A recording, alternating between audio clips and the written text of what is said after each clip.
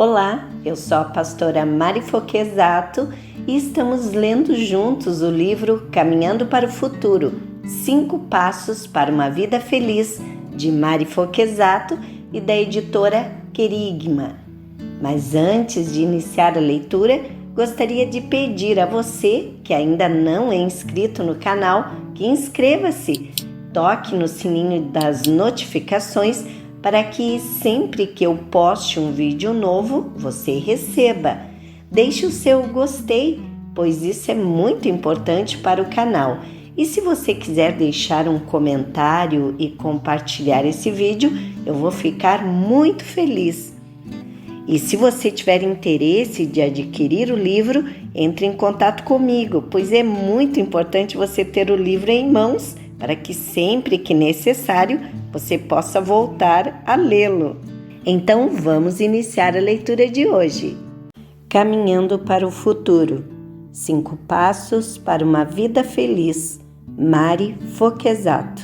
Capítulo 2. Um choque de cultura.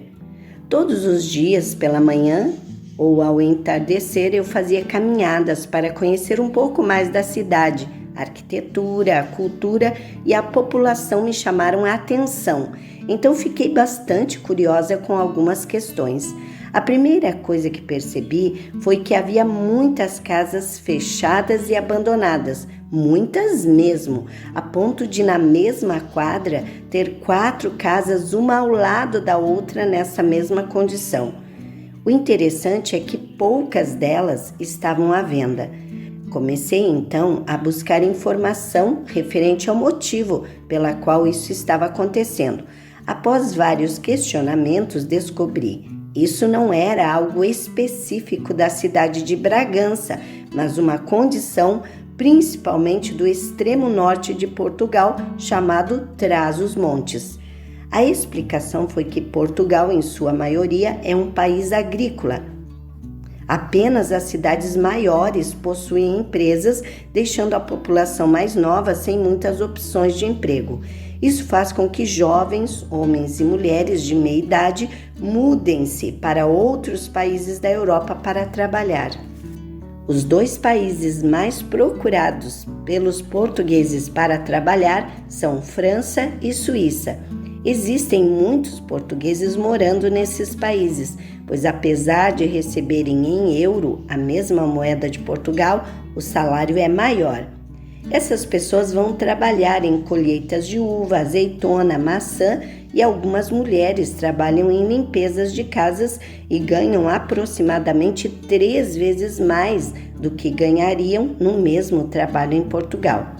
Eu poderia fazer uma pesquisa mais detalhada de percentuais referente a portugueses que foram embora para trabalhar na França e Suíça, mas meu objetivo não é mostrar os gráficos ou informações aprofundadas sobre esse assunto, pois não sou especialista nessa área, mas desejo que você entenda porque fiquei tão impactada a ponto de desejar escrever esse livro. Uma das informações que descobri foi que os filhos, a princípio, vinham todos os anos ver os pais. Com o passar do tempo, casavam-se e, após constituírem suas famílias, as visitas se tornavam cada vez mais escassas. Os pais vão envelhecendo e a maioria deles, solitários, a morte então chega e, sem saber muitas vezes por onde andam os herdeiros, as casas ficam abandonadas. Uma população idosa. Eu morava no 3º andar de um edifício no centro de Bragança, aqui em Portugal, e ficava observando as pessoas passando na rua. A maioria delas eram idosos. Também muitas senhoras vestidas de preto, dos pés à cabeça. Descobri que a maioria das mulheres mais idosas que ficam viúvas e não se casam novamente usam preto o resto de suas vidas. Senhores e senhoras se encontram nos cafés e ficam conversando por horas. As pessoas não têm pressa, querem aproveitar esses momentos em que estão em companhia de seus amigos. Apesar da maioria da população ser de idosos, também tem os adultos que trabalham no comércio e plantações, jovens e crianças, mas em número muito menor do que no Brasil. Existe um grande fluxo de jovens que vêm estudar na Faculdade de Bragança, alguns de outras partes de Portugal e também muitos alunos de outros países nos intercâmbios. Isso me chamou a atenção, o contraste tão grande, muitos jovens, mas todos de fora, ou em sua grande maioria. Um pouco sobre Vila Flor, Portugal. Após alguns meses, mudei para uma vila a 80 quilômetros de Bragança, chamada Vila Flor.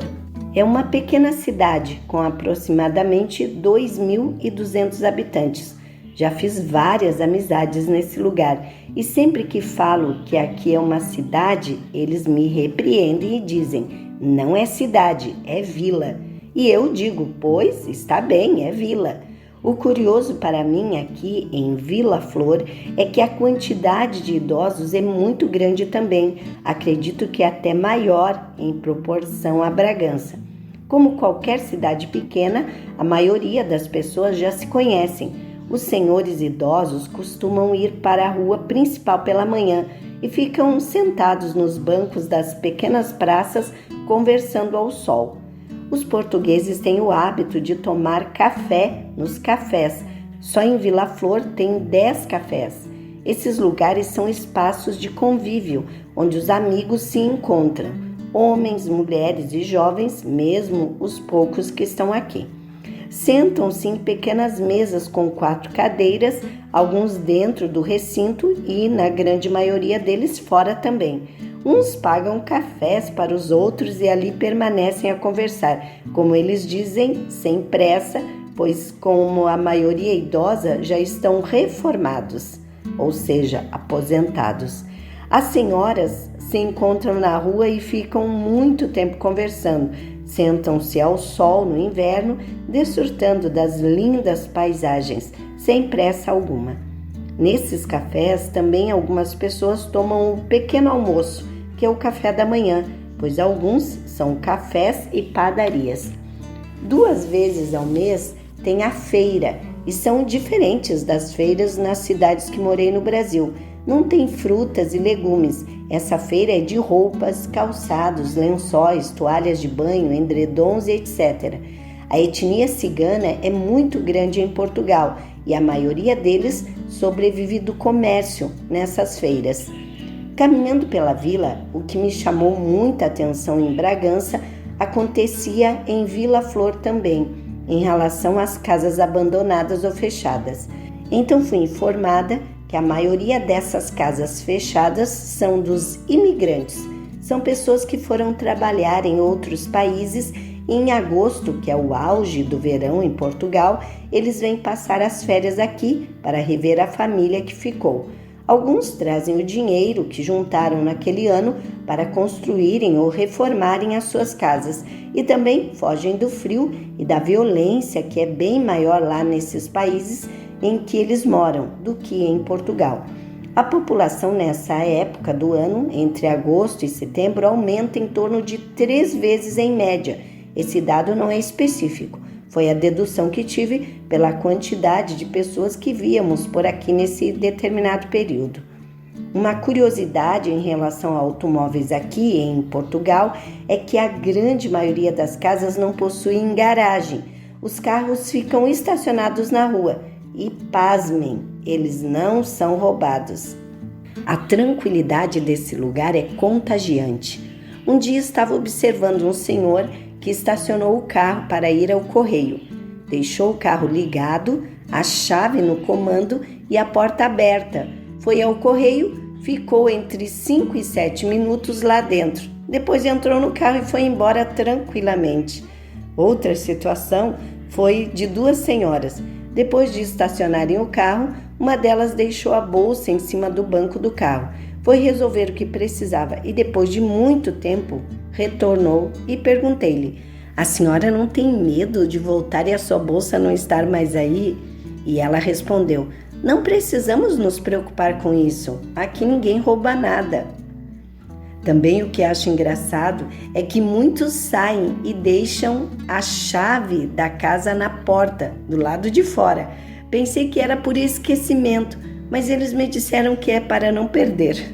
Lembrando que não posso generalizar e dizer que acontece isso em todo o país, pois nas grandes cidades também tem assaltos e roubos, mas numa proporção muito inferior à do Brasil. Como vivem os idosos? Após algumas pesquisas, verifiquei que a expectativa de vida dos portugueses é de 80 anos, mas pelas entrevistas que realizei com idosos em Vila Flor, esse número é bem mais alto. A maioria dos idosos nesta vila tem acima de 85 anos e vários acima de 90 anos.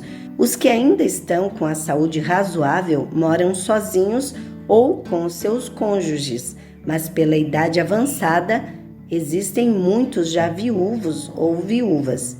É muito comum ver aquelas senhoras com cabeças branquinhas varrendo, colocando águas nas plantas ou buscando algo no supermercado. Também gostam de sentar-se nas sacadas ou próximos às janelas para apanharem o sol. Por que os idosos aqui vivem mais? Um dos pontos essenciais que acredito ser importante para essa resposta é a alimentação: peixe, azeite, vinho e o trabalho na terra. O que os idosos mais desejam aqui é estar em suas casas, mesmo que sozinhos, mas quando ficam doentes, eles não são capazes de cuidarem-se. Então, são internados em lares, parecidos com os asilos no Brasil. Alguns passam o dia no lar e à noite vão dormir em casa. Outros passam a morar no lar. Eles podem sair durante algumas horas do dia e depois retornam.